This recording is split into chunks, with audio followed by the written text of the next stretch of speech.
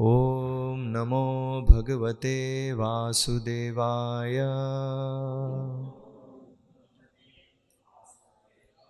ओम नमो भगवते वासुदेवाय।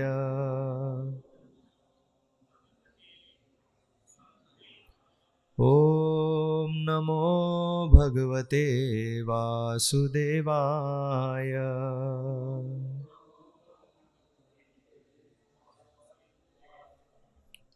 ओम अज्ञानतिमिरन्धस्य ज्ञानञ्जनशलाकया चक्षुरुन्मिलितं येन तस्मै श्रीगुरुवे नमः।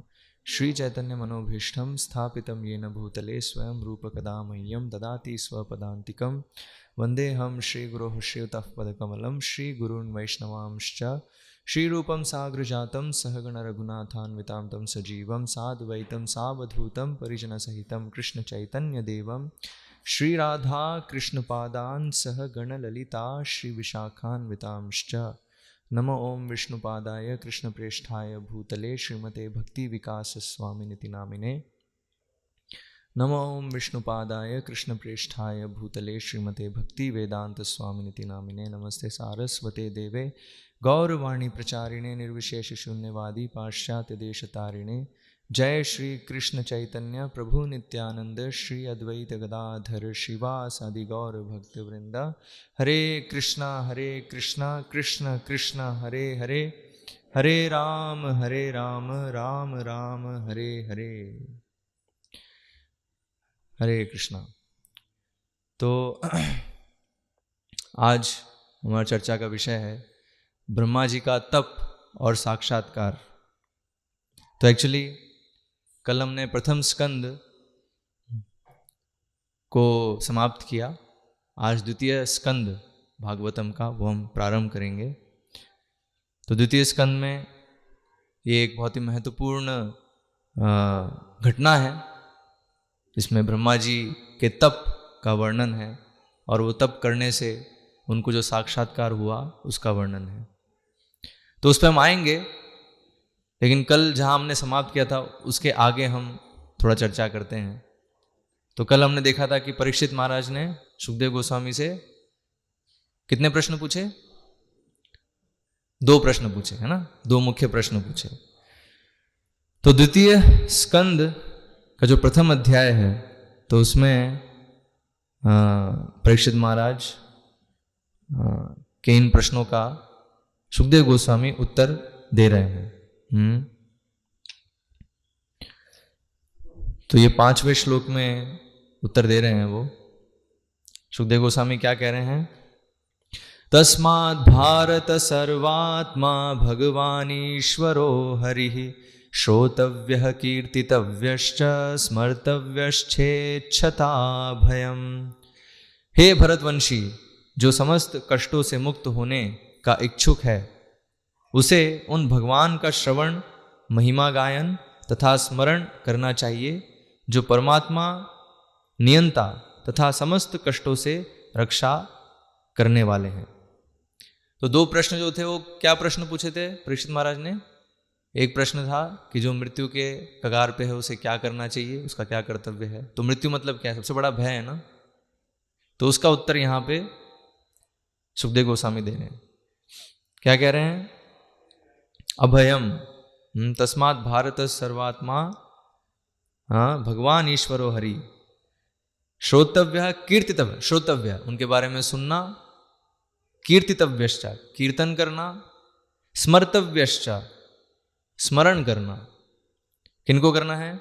ये इच्छता भयम, जिनको अभयम चाहिए, जिनको सभी भय से मुक्ति चाहिए, तो उनको ये करना होगा। ठीक है? तो इसलिए जो ये करेगा तो उसको मृत्यु का भय नहीं होगा। फिर अगले श्लोक में जो दूसरा जो प्रश्न था उसका वो उत्तर दे रहे हैं।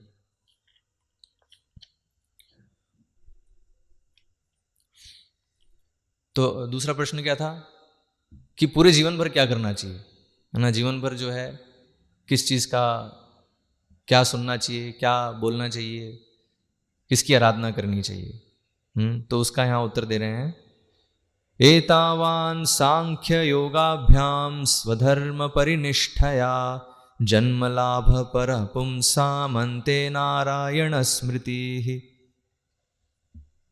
पदार्थ तथा आत्मा के पूर्ण ज्ञान से, योग शक्ति के अभ्यास से या स्वधर्म का भली भांति पालन करने से मानव जीवन की जो सर्वोच्च सिद्धि प्राप्त की जा सकती है वह है जीवन के अंत में भगवान का स्मरण करना।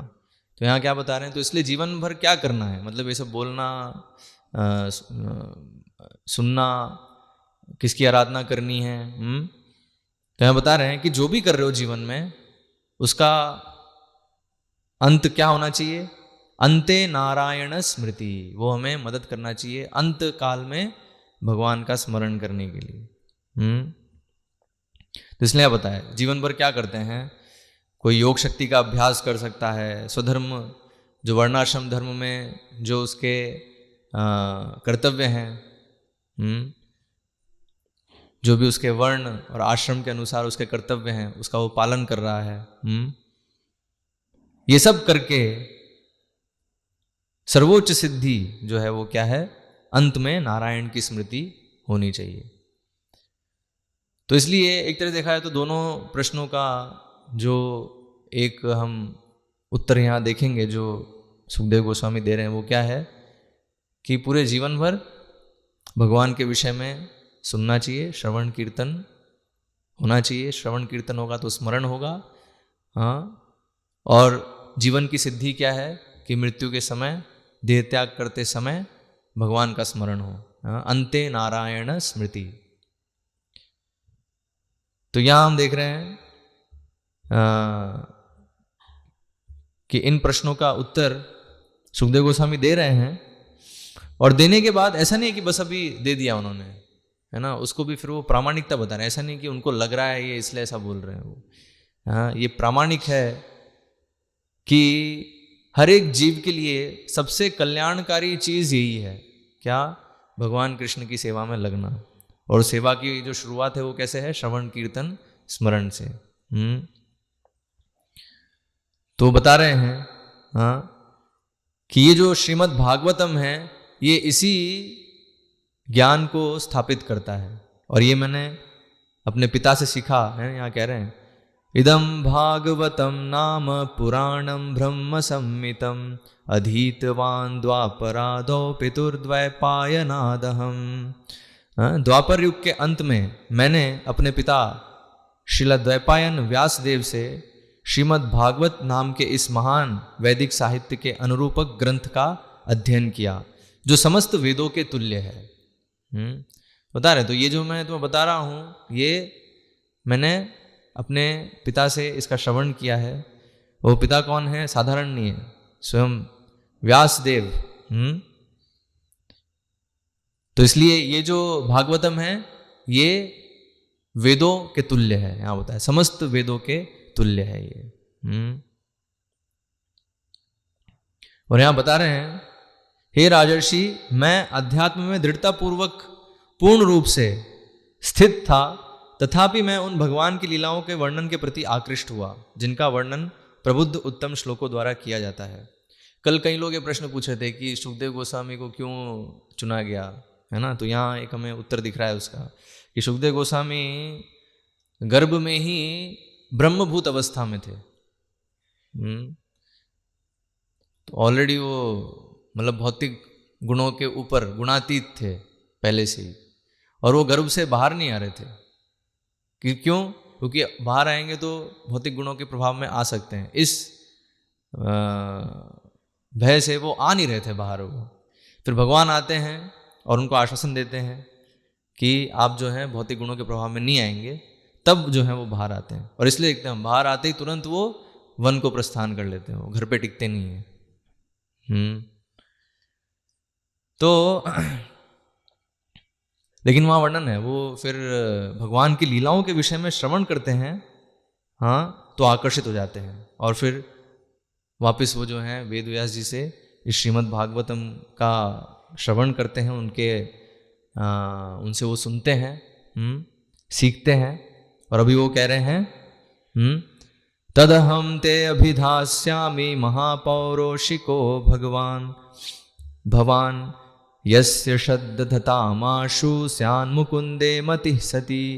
तो मैं उसी श्रीमद् भागवत को आपको सुनाने जा रहा हूँ, क्योंकि आप भगवान कृष्ण के सर्वाधिक निष्ठावान भक्त हैं। जो व्यक्ति श्रीमद् भागवत को पूरे ध्यान से तथा सम्मान पूर्वक सुनता है, उसे मोक्षदायक परमेश्वर की अविचल श्रद्धा प्राप्त होती है। तो ये कुछ भागवतम की महिमा अभी यहाँ स्वयं सुखदेव गोस्वामी बता रहे हैं और वो उसे सुनाने जा रहे हैं। तो परीक्षित महाराज के जो प्रश्न है उसका उत्तर पूरा ये भागवतम अच्छे से समझा रहा है, क्लियर साफ साफ समझा रहा है कि क्यों भगवान के विषय में श्रवण करना, कीर्तन करना, स्मरण करना, ये क्यों सबसे कल्याणकारी है। फिर ये बताते हैं, अभी यहाँ वेद व्यास जी को बताया इन्होंने कि वेद व्यास जी से मैंने सीखा। फिर आगे बताते हैं कि दरअसल ये जो निष्कर्ष है कि भगवान कृष्ण के चरणों में शरणागत होना ये सबसे कल्याणकारी है, ये ब्रह्मा जी भी ये चीज बताए ना, ब्रह्मा जी को भी यही साक्षात्कार हुआ। तो वहां वर्णन है कि ब्रह्मा जी को जब ये वैदिक ज्ञान मिला,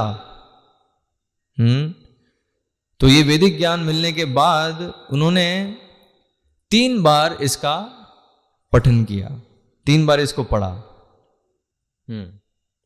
दूसरे अध्याय का ये 34वां श्लोक है।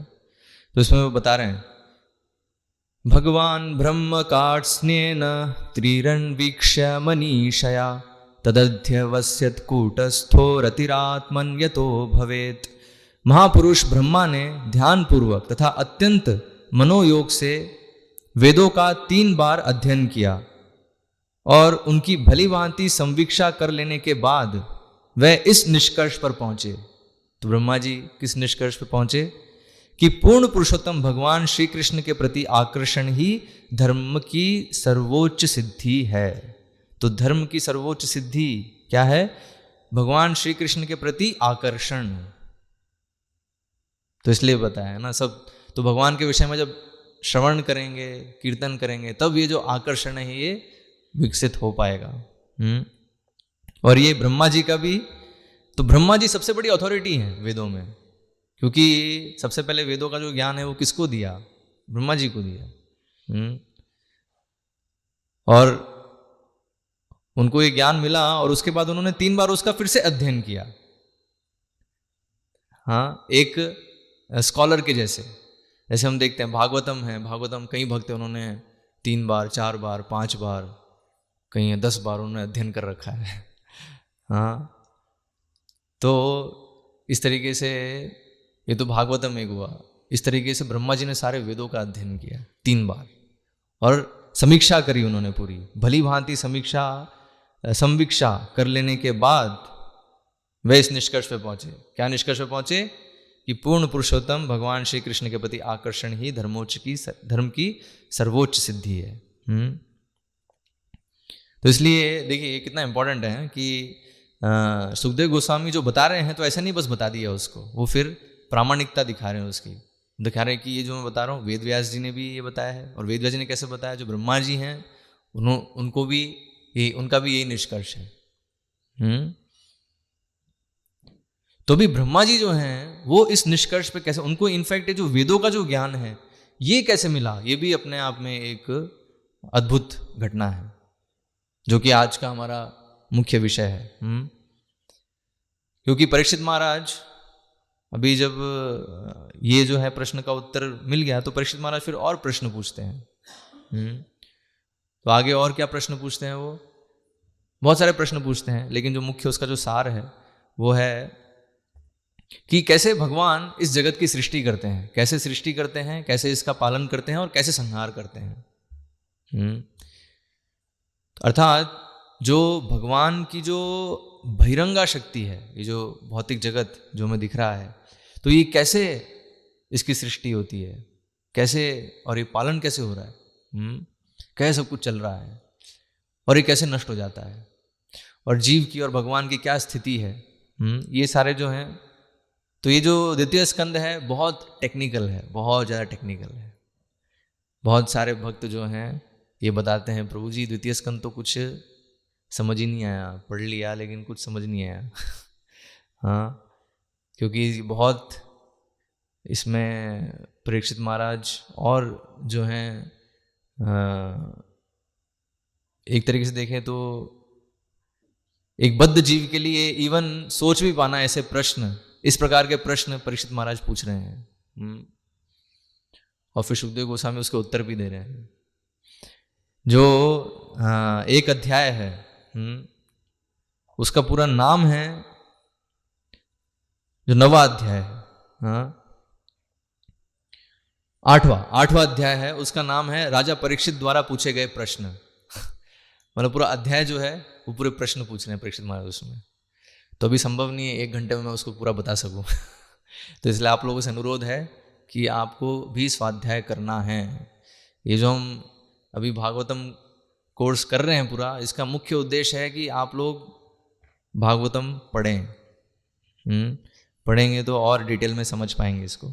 तो ये जो पूरे जो प्रश्न पूछे हैं परीक्षित महाराज ने, उसका सार जो है वो ये है कि कैसे भगवान ये सृष्टि करते हैं, उसका पालन करते हैं और संहार कैसे करते हैं। तो जब सृष्टि के विषय में जब प्रश्न पूछा तो सुखदेव गोस्वामी फिर उत्तर में ब्रह्मा जी का वर्णन कर रहे हैं। तो अभी जो 9वां अध्याय है उसका शीर्षक क्या है? श्री भगवान के वचन का उद्धरण देते हुए प्रश्नों के उत्तर। तो जो भी प्रश्न पूछे हैं इसके उत्तर इस अध्याय में है। और फिर इस अध्याय से फिर हम देखेंगे कैसे इस अध्याय में कुछ श्लोक हैं जिसका पूरा विस्तार बाकी पूरे भागवतम में है। तो सृष्टि कैसे होती है? तो सृष्टि कैसे होती है? जो कारणोदक्षाई विष्णु हैं, जो कि विस्तार हैं श्री कृष्ण के। तो श्री कृष्ण जो हैं वो सृष्टि की जो क्रियाएं हैं उसमें डायरेक्ट भाग नहीं लेते। क्यों? क्योंकि श्री कृष्ण कौन है? परम भोक्ता है, सुप्रीम एंजॉयर। तो हम देखते हैं कोई भी जैसे इस जगत में भी कोई कंपनी का मालिक है तो मालिक जो है वो हर कंपनी की एक्टिविटी में डायरेक्ट इन्वॉल्व नहीं होता है ना। वो एक मैनेजर अपॉइंट करता है, सुपरवाइजर अपॉइंट करता है, वो सारे कार्य देखता है। ठीक है। तो जब एक इस जगत में एक कंपनी का मालिक अगर ऐसा कर सकता है तो हम भगवान के विषय में सोच सकते हैं कि भगवान को सृष्टि इस जगत की सब क्रियाओं में डायरेक्ट इन्वॉल्व होने की कोई आवश्यकता नहीं है। तो इसलिए वो विस्तार करते हैं। तो इसलिए, लेकिन फिर भी इनडायरेक्टली वो इन्वॉल्व है। जैसे मालिक को इनडायरेक्टली पता रहता है क्या चल रहा है, अगर उसको पता नहीं है तो फिर कंपनी चलेगी भी नहीं। तो उसको इनडायरेक्टली पता भी रहना चाहिए क्या चल रहा है, एक ओवरऑल आइडिया उसको रहता है। भगवान के केस में क्या है? क्योंकि भगवान सर्वव्यापी भी हैं। मतलब अपने धाम में स्थित हैं, साथ ही साथ हर जगह वो विद्यमान भी है। तो कैसे विद्यमान है? ऐसे विस्तार के माध्यम से। तो ये एक ऐसी एक एक्टिविटी है जिसको हमने कभी देखा नहीं है, तो इसे समझना मुश्किल है। कैसे जो विस्तार का जो कंसेप्ट है कि श्री कृष्ण हैं गोलोक वृंदावन में और फिर वो अपना विस्तार करते हैं। उनका विस्तार है, पहला जो विस्तार है जो सृष्टि की क्रियाओं में को देखते हैं वो है कारणोदक्षाई विष्णु। तो कारणोदक्षाई विष्णु, तो इसलिए कृष्ण और विष्णु एक ही हैं लेकिन अलग भी हैं। एक ही अलग कैसे हैं? एक हैं तत्व में कि वो सेम विष्णु तत्व हैं, लेकिन जो उनका कार्य है वो अलग है। और जो भक्तों के साथ उनका आदान प्रदान है वो भी अलग प्रकार का है। तो जो शिवोदक्षाई कारणोदक्षाई विष्णु है, कारणोदक्षाई विष्णु, शिवोदक्षाई विष्णु तो परमात्मा के रूप में है। तो कारणोदक्षाई विष्णु जो हैं, महाविष्णु भी उनको कहते हैं, तो वो जब श्वास छोड़ते हैं, उनकी जो एक श्वास है, तो उस श्वास से उनके जितने भी रोम छिद्र हैं, आप सबने वो पेंटिंग देखी होगी, महाविष्णु ऐसे लेटे हुए हैं और उनके जितने रोम छिद्र हैं उसमें से ब्रह्मांड निकल रहे हैं। बबल्स देखे होंगे आपने, है ना, बबल्स। तो बबल्स क्या है? वो एक एक ब्रह्मांड है। वैसे ही एक ब्रह्मांड में अभी हम हैं। तो उस ब्रह्मांड में फिर क्या होता है? गर्भोदक्षाई विष्णु, फिर कारणोदक्षाई का विस्तार होता है गर्भोदक्षाई विष्णु के रूप में। फिर गर्भोदक्षाई विष्णु जो हैं उनके आप बोल सकते हैं उनका एक तरह से पसीना पसीने से जो है आधा जो वो ब्रह्मांड है वो कारण सागर से भर जाता है, तो कारण सागर कहते हैं उसे।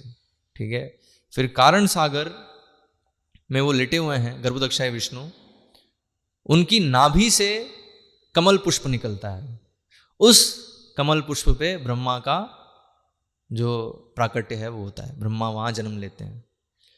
तो यहाँ द्वितीय स्कंद में वो जो उसका वर्णन है, ब्रह्मा जैसे ही वहाँ जन्म लेते हैं तो अभी वो क्या देखते हैं, पूरा अंधेरा ही अंधेरा, हाँ कुछ है ही नहीं, और उनको वो बिविल्डर्ड होते हैं, वो पूरा वो उनको समझ में नहीं आता कि भी क्या करना है और मैं कौन हूँ, हाँ मेरे जन्म का स्रोत क्या है।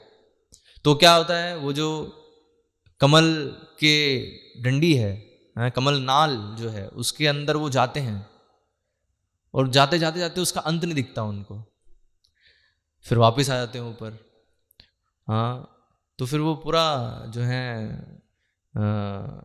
कंफ्यूज्ड रहते हैं कि क्या करें, क्या करना है अभी। तब उनको एक ध्वनि सुनाई देती है।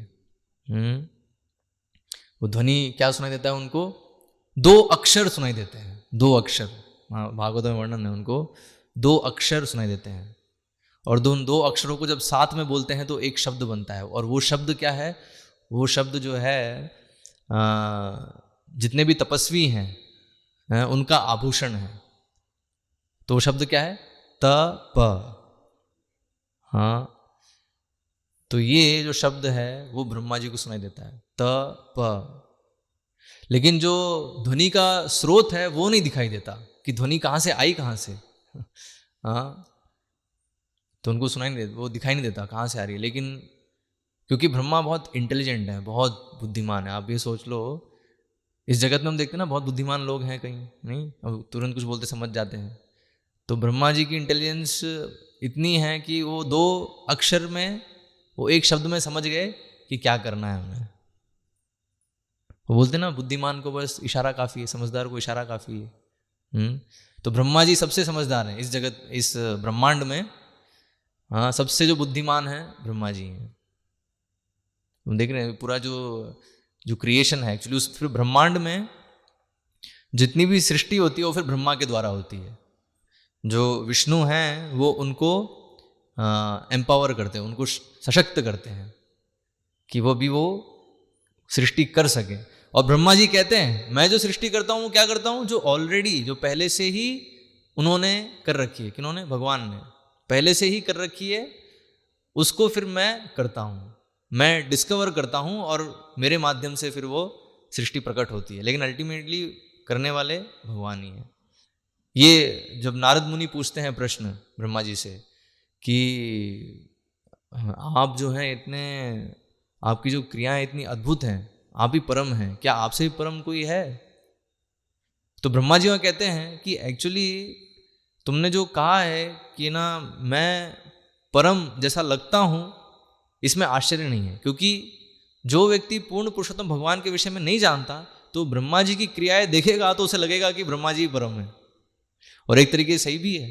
हाँ इस ब्रह्मांड में अगर हम बोले सभी जीवों में श्रेष्ठ तो ब्रह्मा जी लगेंगे, क्योंकि वही हम सबको, हमारे जो शरीर हैं वो सब ब्रह्मा जी ने बनाए हैं। हाँ तो इसलिए देखते हैं ब्रह्मा जी फिर जो है अपने पुत्र हैं उनको फिर आदेश देते हैं संख्या बढ़ाओ, प्रजापति हैं।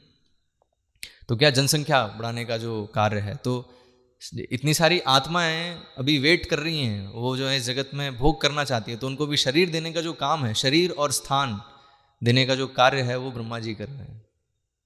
ठीक है, तो इसलिए बहुत बड़ा काम है वो। तो अभी वो जो कार्य है ब्रह्मा जी वो कार्य करने के योग्य कैसे बने उसका यहाँ वर्णन है। तो उन्होंने तपस्या करी। हाँ कितने साल तपस्या करी, कितने साल, हाँ आप लोग गिन सकते हैं, आप लोगों के लिए होमवर्क है कैलकुलेशन करना। 1000 दिव्य युग, मतलब देवताओं के जो 1000 वर्ष हैं। हाँ देवताओं के 1000 वर्ष हैं, तो आप लोगों के लिए होमवर्क है कितना हमारे जो वर्ष हैं कितना इक्वलेंट है उसका। एक्चुअली वो करोड़ों करोड़ों साल है हमारे करोड़ों करोड़ों साल के इक्वल जो वर्ष है, समय है, उतना ब्रह्मा जी ने तपस्या किया। क्या तपस्या किया? उन्होंने ध्यान किया, जो ध्यान योग वाली जो विधि है, क्योंकि भगवान का आदेश था।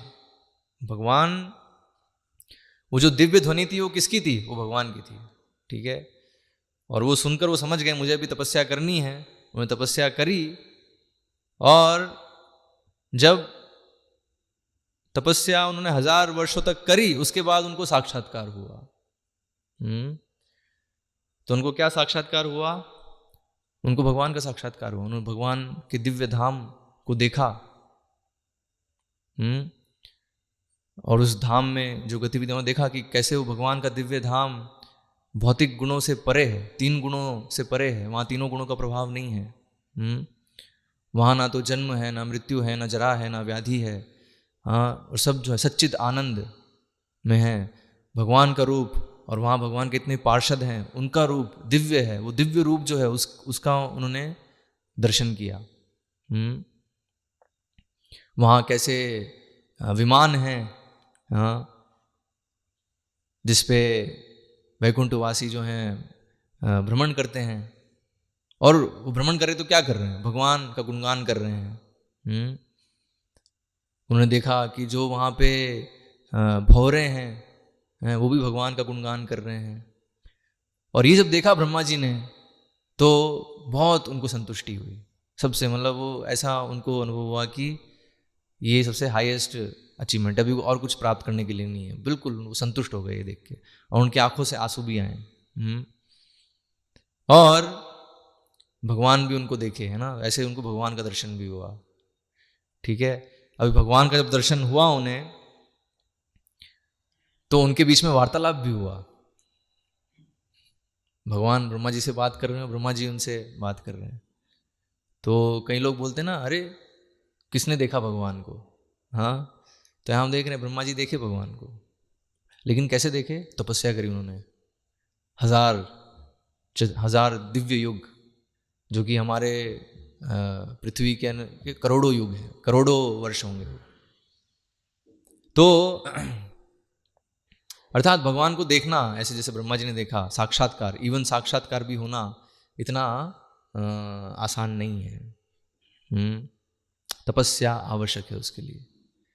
तो जिन लोगों का जीवन, कई लोग प्रश्न करते हैं, प्रभु जी कुछ हमें जो है साक्षात्कार हो ही नहीं रहा, बहुत जो है जप कर रहे हैं, सब कुछ हो रहा है, लेकिन कुछ साक्षात्कार हो ही नहीं रहा, हाँ, कुछ समझ में ही नहीं आ रहा। तो कारण क्या है? क्योंकि अभी भी जो बुद्धि है वो इंद्रिय भोग में लगी हुई है। तपस्या का जीवन नहीं है अभी। तपस्या का जीवन होगा तब बताया। एक्चुअली जो ब्रह्मचर्य व्रत का पालन करते हैं, उनको जो भगवत आत्म साक्षात्कार है वो स्वाभाविक होता है उनके लिए, स्वाभाविक। क्यों? क्योंकि वो तपस्या का जीवन है, इसलिए। हाँ, वो तपस्या आवश्यक है अगर ये साक्षात्कार चाहिए तो ब्रह्मा जी स्थापित कर रहे हैं। और सबसे बड़ी तपस्या जो है, ब्रह्मचर्य तो एक भाग है, मतलब बताया ब्रह्मचर्य, सिर्फ ब्रह्मचर्य पालन करने से आत्म की ये साक्षात्कार कि हम शरीर नहीं, हम आत्मा हैं और परम सत्य है ना, इन चीज़ों का जो है साक्षात्कार होता है। लेकिन वो सिर्फ पर्याप्त नहीं है, उसका भक्ति में लगना भी जरूरी है। और भक्ति योग में, भक्ति योग का अर्थ क्या है? जो भगवान का आदेश है, भगवान की संतुष्टि के लिए कार्य करना, उसमें जो कष्ट है उसको उठाना, वो तपस्या है, ठीक है। तपस्या का एक्चुअली डेफिनेशन क्या है? तपस्या का अर्थ क्या है? वहाँ यहाँ प्रभुपाद तात्पर्य बताते हैं, तपस्या 2 प्रकार की होती है। एक होती है इंद्रिय भोग के लिए, एक होती है आत्म साक्षात्कार के लिए। तो हम देखते हैं जैसे अभी कोई अगर बहुत धनी बनना चाहता है तो बहुत कष्ट लेता है, नहीं, बहुत तपस्या करता है वो। उसको मतलब कोई भी वैभव चाहिए, धन चाहिए, ऐश्वर्य चाहिए, प्रसिद्धि चाहिए, हाँ, तो उसको कैसे सामान्य भाषा में बोलते हैं ना, बहुत पापड़ बेलने पड़ते हैं, हाँ। तो क्या है उसमें? क्या है? तपस्या ना, बहुत कष्ट है, नहीं, बहुत कष्ट है उसमें। कुछ चाहिए तो इस भौतिक जगत में भी कुछ चाहिए, तो वो जो कष्ट है वो भी एक प्रकार की तपस्या है, लेकिन क्या है, वो व्यर्थ की तपस्या है, क्योंकि उससे वो कष्ट करने से उसको फल मिल रहा है, वो क्या है, क्षणिक है, वो नष्ट होने वाला है। हाँ, लेकिन जो आत्म साक्षात्कार के लिए, भगवत साक्षात्कार के लिए तपस्या है ना, वो मनुष्य जीवन में अनिवार्य है। वो जो है यहाँ ब्रह्मा जी बता रहे हैं। तो वो कैसे चालू होती है? वो प्रारंभ होती है जब एक प्रामाणिक गुरु का आश्रय लिया जाता है। जब वो जीव एक प्रामाणिक गुरु का आश्रय लेता है और उन गुरु के आदेश को ध्यान से सुनता है, जैसे यहाँ देख रहे हैं ब्रह्मा जी ने सुना त प और समझ गए क्या चाहते हैं, और वो कार्य उन्होंने किया, और वो कार्य करने से उनको फिर भगवान का साक्षात्कार हुआ। और भगवान उनको कहते हैं कि मैं तुम्हारे तपस्या से प्रसन्न हूँ। हाँ, क्योंकि तुमने वो तपस्या करी है, वो क्या है, वहाँ बताया नॉन डिसेप्टिव पेनेंस। हाँ, नॉन डिसेप्टिव मतलब धोखा नहीं देने वाला, खुद को धोखा नहीं देने वाली तपस्या करने से मैं आपसे संतुष्ट हूँ। तो खुद को धोखा देने वाली, हाँ, तो एक्चुअली बताया भक्ति योग के अतिरिक्त जो भी चीज़ें हैं योग के नाम पे, हाँ, मतलब भगवान को संतुष्ट करने के अतिरिक्त जो कुछ है योग के नाम पे, वो सब क्या है, या तपस्या के नाम पे, वो सब क्या है, डिसिप्टिव पेनेंस है। डिसिप्टिव मतलब धोखा देने वाली जो है वो तपस्या है। वो है ये, मतलब भौतिक इच्छाओं की पूर्ति के लिए जो तपस्या हम कर रहे हैं। तो हम देखते हैं कई लोग भगवान के पास आते हैं, मंदिर में आते हैं, तो भी क्या है, भौतिक इच्छाओं की पूर्ति के लिए आते हैं। तो वो क्या है, बेसिकली खुद को धोखा दे रहे हैं, क्योंकि वो भगवान से वो चीज़ मांग रहे हैं जो उनको कष्ट ही देने वाली है। वो नहीं समझ रहे कि क्या मांग रहे हैं भगवान से। तो वो बताए, तो इसलिए उनको फिर कभी भगवान का साक्षात्कार इतनी आसानी से हो नहीं पाता है, जो ऐसी अपने आप को धोखा दे रहे हैं, भगवान के पास भी आ रहे हैं तो सही चीज़ में नियोजित नहीं हो रहे हैं। तो ब्रह्मा जी से भगवान क्यों संतुष्ट हुए? क्योंकि वहाँ वर्णन है, क्योंकि तुमने, जैसा मैंने बोला, वो मेरी ही आवाज़ थी जो तुमने सुना था उस समय, वो मेरी ही आवाज़ थी, और क्योंकि तुमने यथारूप उसका पालन किया तो मैं उससे संतुष्ट हूँ। और ऐसी जो तपस्या है, इसलिए बताया, जो गुरु का आदेश है उसको शिष्य ध्यान से सुनता है, और वो आदेश की पूर्ति करना उस शिष्य का जीवन का लक्ष्य है, उसका जीवन वही है ना, उस गुरु ने जो आदेश दिया है उसको पूरा करना, तब उसको फिर ये जो है भगवत साक्षात्कार होता है। वो क्यों? क्योंकि ऐसे व्यक्ति, ऐसे जीव से भगवान प्रसन्न होते हैं। क्योंकि एक्चुअली इससे होता क्या है, ये जो विधि है कि शिष्य जो है गुरु से ध्यान से सुनता है, गुरु का हृदय समझता है, गुरु क्या चाहते हैं, वो आदेश क्या कर रहे हैं, और वो पूरा करने के लिए वो पूरा प्रयास करता है। उसमें कष्ट होंगे, पॉइंट वही है, तपस्या, तो वो तपस्या है। जैसे हम देखते हैं भक्ति सिद्धांत सरस्वती महाराज ने श्रील प्रभुपाद को जो आदेश दिया कि पाश्चात्य जगत में प्रचार करो, तो क्या लगता है, इसमें कोई कष्ट नहीं था? बहुत ही सिंपल था, नहीं? हाँ, कितना कष्ट लिया प्रभुपाद ने।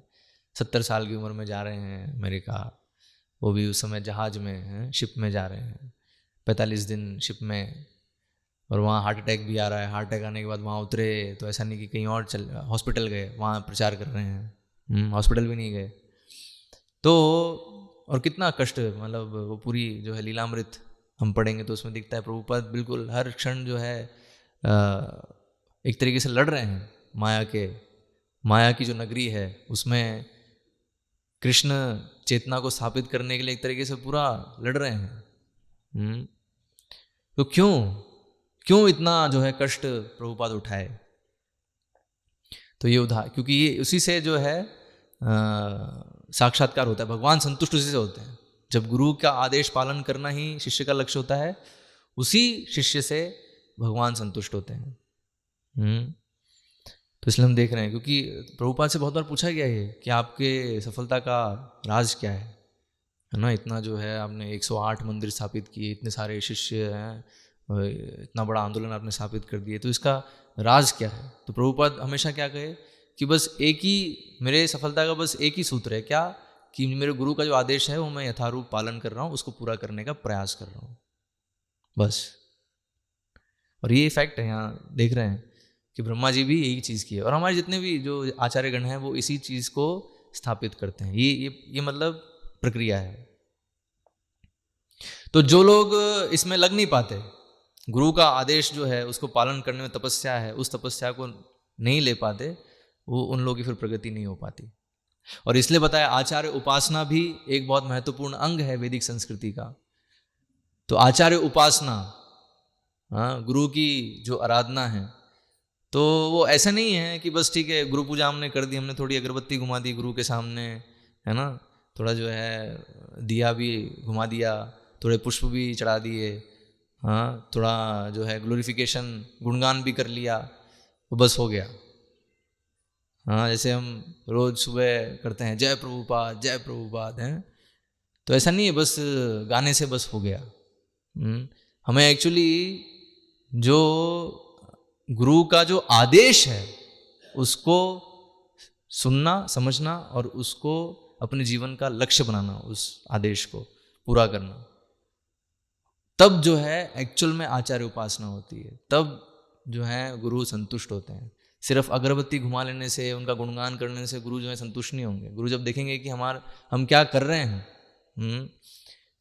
क्या हम जो उनका आदेश है उसको पालन कर रहे हैं, जब वो देखते हैं तब वो संतुष्ट होते हैं।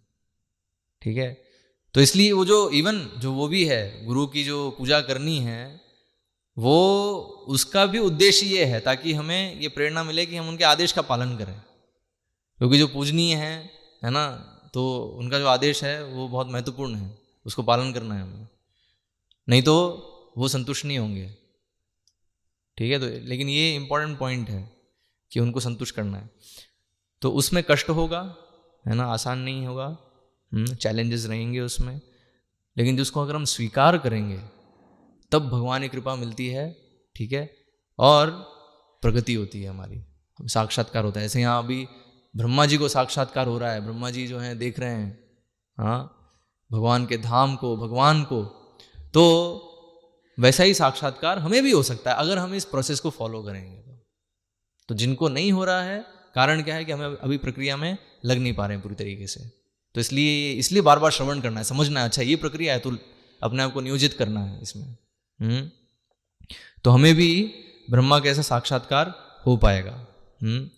तो अभी ब्रह्मा जी भगवान से प्रश्न करते हैं, जब भगवान प्रकट होते हैं उनके सामने, कि अभी आपने मुझे ये उत्तरदायित्व दिया है सृष्टि का, अभी मुझे जीवों के लिए जो स्थान है, उनका जो शरीर है वो निर्माण करना है, तो ये करते करते कहीं मेरे में ईश्वर भावना ना आ जाए। मतलब मुझे आप ये बताइए मैं इसको कैसे सेवा भाव में कर सकूं। बहुत महत्वपूर्ण है ना, बहुत बार हम देखते हैं हमें कुछ सेवा मिलती है, हाँ, तो शुरुआत में सेवा भाव रहता है, लेकिन थोड़े समय बाद ईश्वर भाव आता है, देखो मैं कितना बढ़िया हूँ, हाँ, मैं बहुत बड़ा प्रचारक हूँ, हाँ, मैंने कितने सारे लोगों को भक्त बनाया, ऐसा भाव आ जाता है।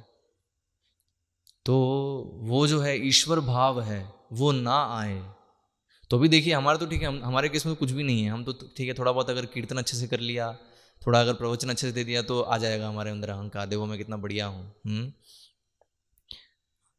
लेकिन ब्रह्मा जी के केस में ब्रह्मा कितना बड़ा कार्य कर रहे हैं, आप सोचो, इतनी मतलब पूरा जो सृष्टि है उसका निर्माण करना, और 84 लाख योनियाँ हैं उसको बनाना, और जितने भी जीवात्मा हैं उनको उनके अपने पूर्व कर्मों के अनुसार जैसा शरीर मिलना है उस शरीर में उनको डालना, मतलब बहुत ही मतलब ऐसा कार्य है, हम तो समझने की कोशिश करेंगे, समझ नहीं पाएंगे, हैं। वैज्ञानिक गण कोशिश कर रहे हैं, बहुत समय से प्रयास कर रहे हैं समझने का, लेकिन अभी तक कोई भी एक विषय है विज्ञान में हम देखेंगे, एक विषय है उसका अंत नहीं है। उदाहरण के तौर पर बस एक मनुष्य शरीर का अंग ले लो, कोई एक अंग ले लो, आप आंख ले लो, छोटी सी आंख है, उसका विशेषज्ञ है, आई स्पेशलिस्ट है, उससे आप पूछोगे आपको पता है सब आंख के बारे में, हाँ, सब पता चल गया आंख के बारे में। तो जो सच में जानता है बोलेगा अभी तो हमें 1% भी पता नहीं है। तो एक आंख की ये स्थिति है, और वो क्या है, शरीर में बस एक अंग है, हाँ, इतना कॉम्प्लेक्स है। तो ये और ऐसे 84 लाख योनियां हैं, मतलब अलग अलग प्रकार के, ऐसे अलग अलग कैटेगरी के शरीर हैं, ये सब ब्रह्मा जी को निर्माण करना है। हाँ, तो आप सोच सकते हो ब्रह्मा जी का इंटेलिजेंस, ब्रह्मा जी की बुद्धि जो है कंसीव नहीं कर सकता। और फिर सोचो वो ब्रह्मा जी की जो बुद्धि, ब्रह्मा जी फिर क्या कहते हैं कि मैं अपनी सारी बुद्धि लगा के भी भगवान को नहीं समझ सकता, इसलिए बस इतना समझ सकते हैं कि वो महान है, हमें बस उनका श्रवण कीर्तन स्मरण करना है, उनकी सेवा करनी है, इतना हम समझ सकते हैं और इतना ब्रह्मा जी समझा रहे हैं। लेकिन एक्चुअल में भगवान का जो पूरा व्यक्तित्व है वो समझना इवन ब्रह्मा जी भी स्वीकार कर रहे हैं कि मेरे लिए संभव नहीं है। कल जैसे एक प्रश्न था माता जी का कि मैं बहुत लॉजिकल हूँ, लॉजिकल ब्रेन से मैं सोचती हूँ, तो उससे जो है ये चीज़ समझ में नहीं आती। तो आपकी दिक्कत नहीं है, ब्रह्मा जी की भी वो दिक्कत है। ब्रह्मा जी भी जब लॉजिक लगाते हैं तो फेल हो जाते हैं, तो उसके लिए पूरी ब्रह्म विमोहन लीला है, दशम स्कंद में आएगी वो। कैसे ब्रह्मा जी कैसे फेल हो जाते हैं समझने में कृष्ण को। तो इसलिए बताया बुद्धि से, एक्चुअली यहीं पर बुद्धि का कार्य है, हमें बुद्धि से समझना है कि हमारी बुद्धि से हम कृष्ण को नहीं समझ सकते, इसलिए आचार्यों से हमें समझना है। और समझने की विधि जो है वो ये है साक्षात्कार। कैसे? जब गुरु के आदेश का पालन करते हैं तो फिर साक्षात्कार होता है भगवान के विषय में। बहुत सारी चीज़ें जो हम नहीं समझते पहले वो समझ में आती है जब हम गुरु के मार्गदर्शन में सेवा में भाग लेते हैं, सेवा में अपने आप को नियोजित करते हैं, तीव्र भक्ति योग करते हैं।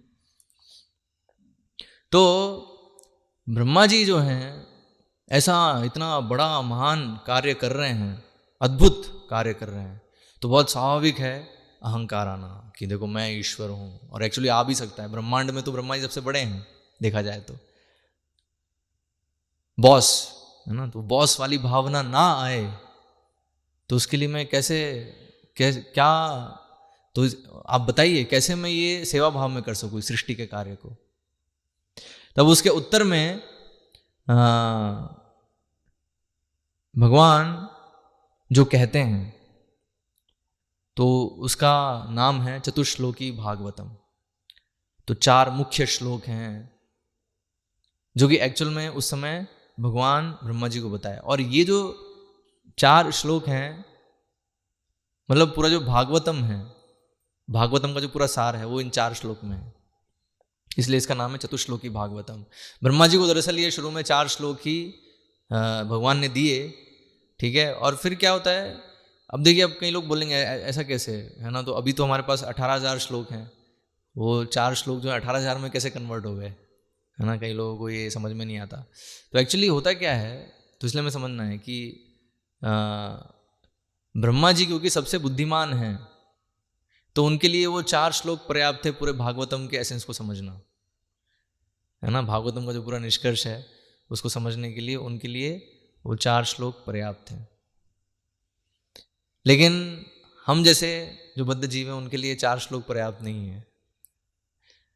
हम तो इनफैक्ट देते हैं, हमारे लिए तो इवन प्रभुपाद के तात्पर्य, अभी प्रभुपाद के तात्पर्यों के ऊपर तात्पर्य चाहिए अभी हमारे लिए। हाँ, प्रभुपाद ने जब कितनी आसानी से तात्पर्य आसान भाषा में समझाया है, लेकिन फिर भी समझ में नहीं आता है। तो इसलिए फिर प्रभुपाद के जो शिष्य हैं वो प्रभुपाद के तात्पर्य पे फिर तात्पर्य जो है उसको समझाते हुए और पुस्तक लिख रहे हैं। तो इसलिए हमेशा उसकी आवश्यकता है विस्तार की। मतलब वो जो चीज़ है जो कम बुद्धि के लोग उतने उसमें नहीं समझ सकते, तो उनके लिए उस तथ्य को विस्तार करना आवश्यक होता है। तो इसलिए हम देखते हैं कि ऐसे जो आचार्यगण हैं वो संदेश वही है, पॉइंट ही है समझना, है ना। तो भगवान ने जो ब्रह्मा जी को बताया, ब्रह्मा जी ने वही नारद मुनि को बताया, हाँ, नारद मुनि ने वही वेद व्यास जी को बताया, और वेद व्यास जी ने वही मध्वाचार्य को, ऐसे करके जो गुरु शिष्य परंपरा में संदेश वही है, ठीक है। संदेश वही है, एज मैसेज जो है वो एज इट इज़ है, ठीक है, वो चेंज नहीं होता है। लेकिन जो उसका अब जैसे भगवान ने 4 श्लोक बोले ब्रह्मा जी को, तो ब्रह्मा जी ने उसका विस्तार करके नारद मुनि को बताया। नारद मुनि का यहाँ द्वितीय स्कंद में ही डिस्कशन आ रहा है, नारद मुनि पूछ रहे हैं प्रश्न और ब्रह्मा जी उसका उत्तर दे रहे हैं। तो इस तरीके से फिर हम देखते हैं, हमने देखा कि कैसे वेद व्यास जी प्रश्न पूछते हैं नारद मुनि से, नारद मुनि फिर उसका उत्तर दे रहे हैं। फिर नारद मुनि से जो उन्होंने सीखा वो जो भागवत में सुखदेव गोस्वामी को वेद व्यास जी ने सिखाया। तो अभी जो सुखदेव गोस्वामी को जो ज्ञान है, जो वेदव्यास जी से मिला, जो कि भगवान से आ रहा है ना, ब्रह्मा जी से आ रहा है, अभी उस ज्ञान के आधार पे जो परीक्षित महाराज के जो प्रश्न है उसको वो एड्रेस कर रहे हैं। तो ज्ञान वही है, नॉलेज वही है, ठीक है, वो हमें तो समझना है। लेकिन जैसा अभी परीक्षित महाराज यहाँ प्रश्न पूछ रहे हैं तो उसका वो उत्तर दे रहे हैं। और वो जो शुरुआत में जो 4 श्लोक बोले भगवान ने ब्रह्मा जी को, उसी को इस पूरे भागवतम में समझाया है अच्छे से, है ना। यहाँ सुखदेव गोस्वामी कहते हैं कि ये जो 4 श्लोक हैं मैं तुम्हें आगे और इसके बारे में समझाऊंगा अच्छे से, ठीक है, आगे जो डिस्कशन होगा उसमें और अच्छे से इसको हम समझेंगे। तो ये 4 श्लोक क्या है वो हम देख लेते हैं। तो ये जो है स्कंद 2 अध्याय 9,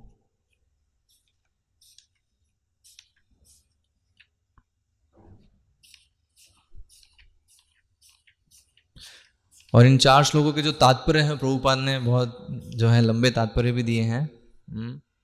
तो आपसे अनुरोध है कि उसको पढ़िएगा अच्छे से, तब समझ में आएगा है। यहाँ पर हम उसके थोड़ा सा चर्चा करेंगे।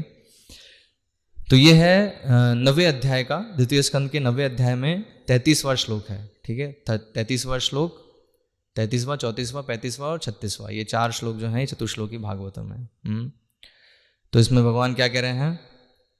अहमेवा समेवाग्रे नान्यद्यत् सदसत् परम पश्चादहम यदे तच्च यो वशिष्येत सोम्यस्म्यहम। हे ब्रह्मा, वह मैं ही हूं जो सृष्टि के पूर्व विद्यमान था। ध्यान से सुनिएगा इसको, है ना, ध्यान से सुनना, क्योंकि भगवान कह रहे हैं ब्रह्मा जी को, वह मैं ही हूं जो सृष्टि के पूर्व विद्यमान था, जब मेरे अतिरिक्त कुछ भी नहीं था। तब इस सृष्टि की कारण स्वरूपा भौतिक प्रकृति भी नहीं थी। जिसे तुम अब देख रहे हो वह भी मैं ही हूं, और प्रलय के बाद जो शेष रहेगा वह भी मैं ही हूं।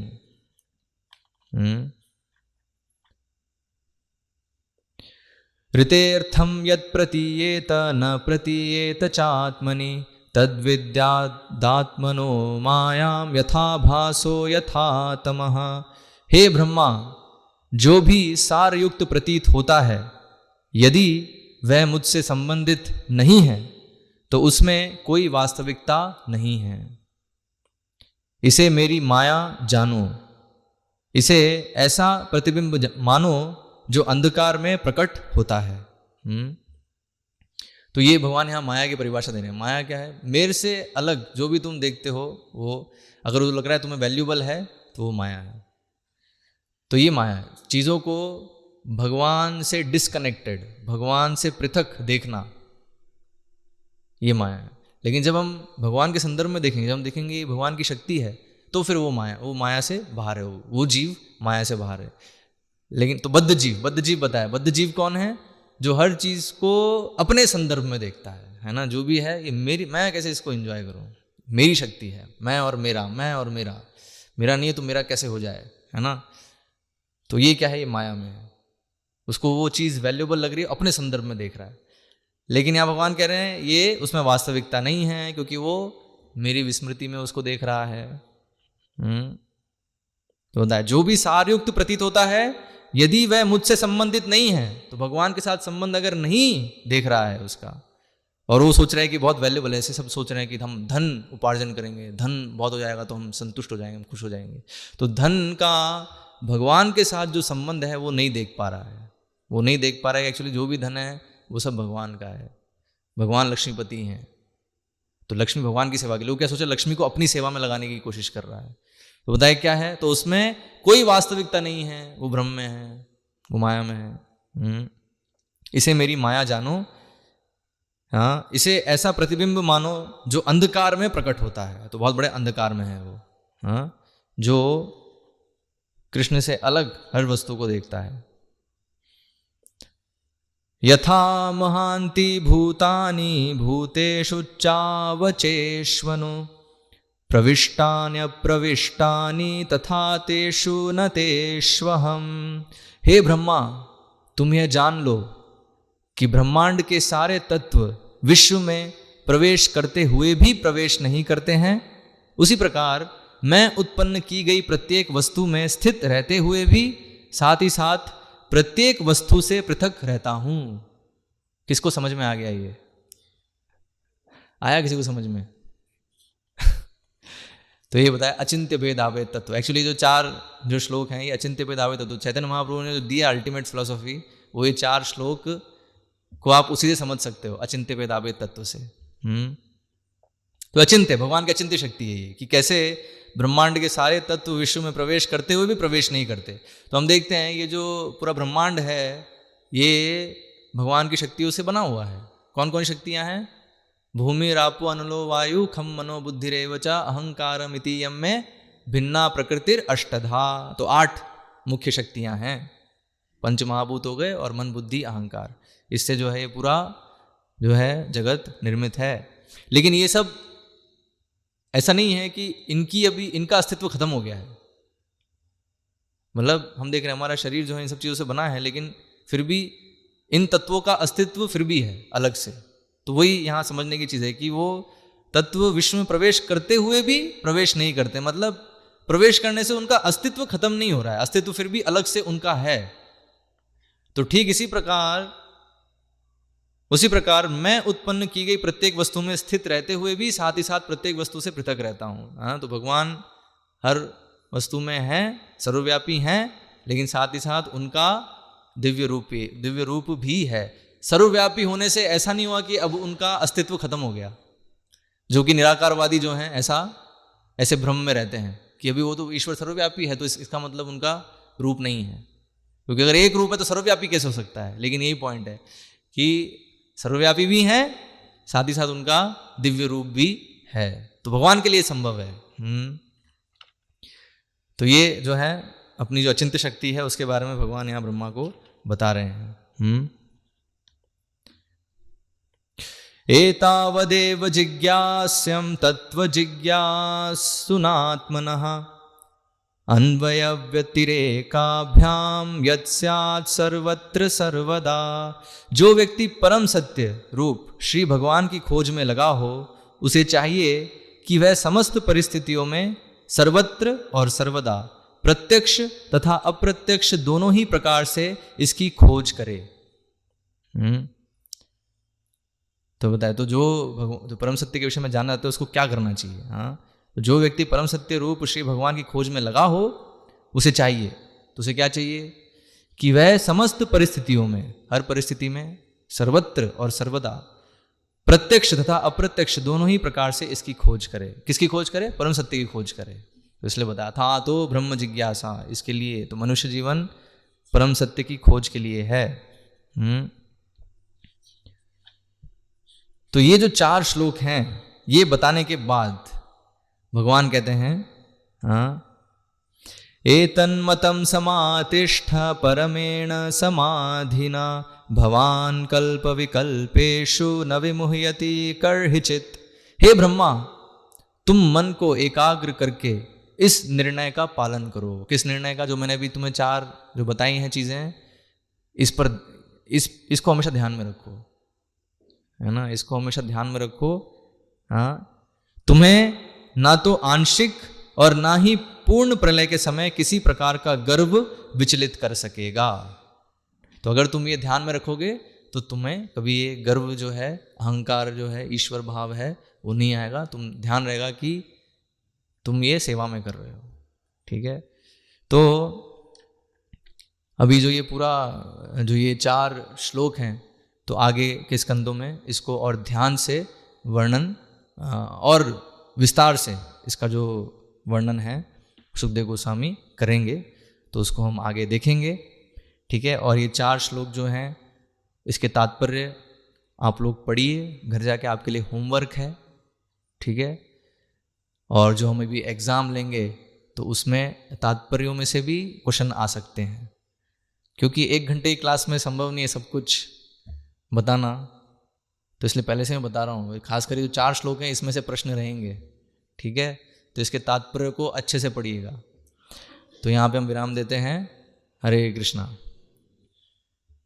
प्रश्न? तो जूम से ही प्रश्न है। यहाँ पे किसी को प्रश्न है? ओके, इधर से ले लेते हैं पहले। हाँ। हम्म हम्म मतलब वही जो ओरली जो ज्ञान दिया उसको उन्होंने 3 बार उसकी समीक्षा की, मतलब 3 बार उस पे उसको अच्छे से शुरू से लेके अंत तक उसको ध्यान किया उस पे, है ना, उस पे ध्यान किया। और उनका जो साक्षात्कार था वो ये था कि भगवान कृष्ण के प्रति आकर्षण वही सर्वोच्च सिद्धि है धर्म की।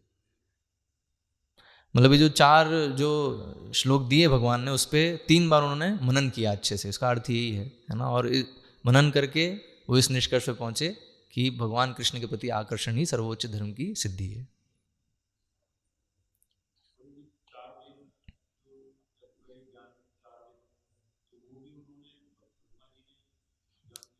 यस यस, ब्रह्मा जी ने दिया ना। एक्चुअली क्या है, जो वैदिक ध्वनि है वो शाश्वत है, ठीक है। तो बताया वेद एक्चुअली क्या है, भगवान की जो श्वास है, भगवान की श्वास है, उससे वेद प्रकट होते हैं। अभी क्योंकि वो ध्वनि है, ठीक है, ध्वनि तरंग, ध्वनि में हमेशा वेद जो है शाश्वत है, वो विद्यमान है। अभी जो ब्रह्मा है वो अपनी तपस्या से, और भी जैसे भगवान का दर्शन हुआ तो वो जो वैदिक ज्ञान है उसको वो धारण कर पाते हैं, उस ध्वनि को उस सुनकर उसका साक्षात्कार कर पाता है, तो उनके हृदय में वो वैदिक ज्ञान है। फिर ऐसे जब जो शिष्य है ना, वो जब उनसे सुनते, जैसे नारद मुनि ने उनसे प्रश्न किया, उनसे सुना, उनकी सेवा करी, तो नारद मुनि को ये ज्ञान ट्रांसफर हुआ ऐसे, ठीक है। तो ये क्या है, श्रुति परंपरा है, मतलब वेदों का इसलिए एक और नाम क्या है, श्रुति, जो मतलब सुनकर जो है पास होती है। गुरु से शिष्य तक कैसे आती है, सुनने के माध्यम से और सेवा के माध्यम से, ठीक है। कलयुग के प्रारंभ में क्या हुआ, इसलिए वेद क्या है, एक ही है एक्चुअली में, ओरिजिनली जो है वेद एक है। लेकिन कलयुग के प्रारंभ में क्योंकि जो है अब कलयुग के लोग जो हैं इतने बुद्धिमान नहीं होंगे कि वो सब कुछ धारण कर सके सुनकर, है ना। और इस प्रकार से सेवा भी हम देखते हैं कितना कमिटमेंट चाहिए, नहीं तो इस तरीके से भी वो नहीं कर पाएंगे। तो इसलिए उनके कल्याण के लिए उन्होंने देखा कि अभी इसको लिखना जरूरी है, इसलिए बताया। जो एक्चुअली जो पुस्तक है, हम कभी कभी सोचते हैं कि पुस्तक जो है, तो जो पुस्तक बहुत पढ़ रहा है तो बहुत इंटेलिजेंट है। एक्चुअली पुस्तक जो है वो लेस इंटेलिजेंट लोगों के लिए है। तो देखा कि अभी जो है बुद्धि कम हो रही है सबकी, तो इसलिए उन्होंने संकलन किया। इसलिए वेद व्यास जी ने क्या किया, वेदों का संकलन किया, जो श्रुति के रूप में है ऑलरेडी, उसको उन्होंने लिखित रूप में प्रकट किया हमारे लिए, ठीक है। तो इसके लिए उन्होंने उसको डिवाइड भी किया। व्यास, व्यास मतलब जो डिवाइड करते हैं, है ना। ऐसे हम देखते हैं अभी ये भागवतम, एक्चुअली भागवतम क्या है, भागवतम में एक पुस्तक है, लेकिन हम देखते हैं 12 स्कंद हैं। तो कभी कभी लोग, अरे 12 पुस्तकें, एक्चुअली 12 भी नहीं, 18 पुस्तक है। 12 स्कंद टोटल 18 पुस्तकों में है।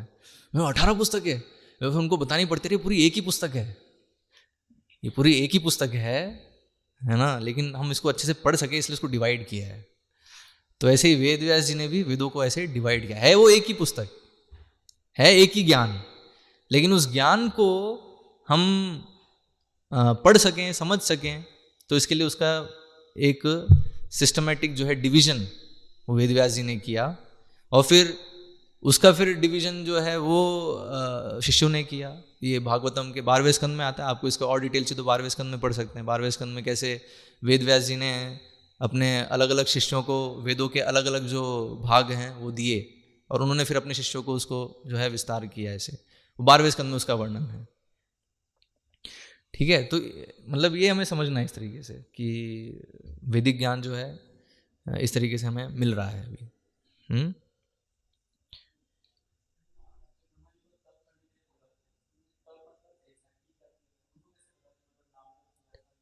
तब उन्होंने ध्यान किया, जो ध्यान योग की विधि है, जो छठे छठे अध्याय में भगवान बताते हैं ना भगवत गीता के, सतयुग में जो तपस्या होती थी, है ना, कि एक जगह आसन बैठाना है ना, और आंखें आधी बंद करनी है, और फिर भगवान के रूप पे ध्यान करना है। अभी यहाँ ब्रह्मा जी के केस में तो क्या भगवान का रूप उनको भी पता नहीं था, तो उन्होंने क्या है, जो आदेश, जो वो ध्वनि थी, ध्वनि पे उन्होंने ध्यान किया और उससे क्या उनकी चेतना शुद्ध हुई, तो भगवान का रूप फिर उन्हें दिखा, प्रकट हुआ।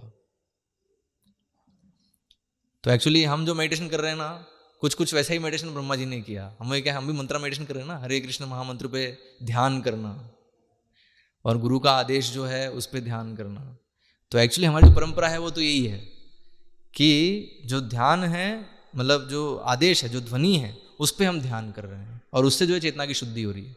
तो इसलिए ब्रह्मा जी के केस में क्या है, 1000 सालों तक वो तपस्या कर सके, तो उसमें वो जो अष्टांग योग की जो विधि है, उस तरीके से आसन बैठा के और ध्यान करना, वो भी उसमें इंक्लूडेड है। हमारे केस में हमारे लिए वो संभव नहीं है इसलिए बताया कि हमें मंत्र मेडिटेशन, जो ध्वनि है, उस पर हम ध्यान करें और सेवा में जो कष्ट है जितना अपन ले सकते हैं, है ना, अपनी जो लिमिट और लिमिट से ज़्यादा हमें प्रयास करना चाहिए कि गुरु के आदेश का पालन करने के लिए जो भी कष्ट है उसको हम लें, तो उससे हमें ये साक्षात्कार होगा।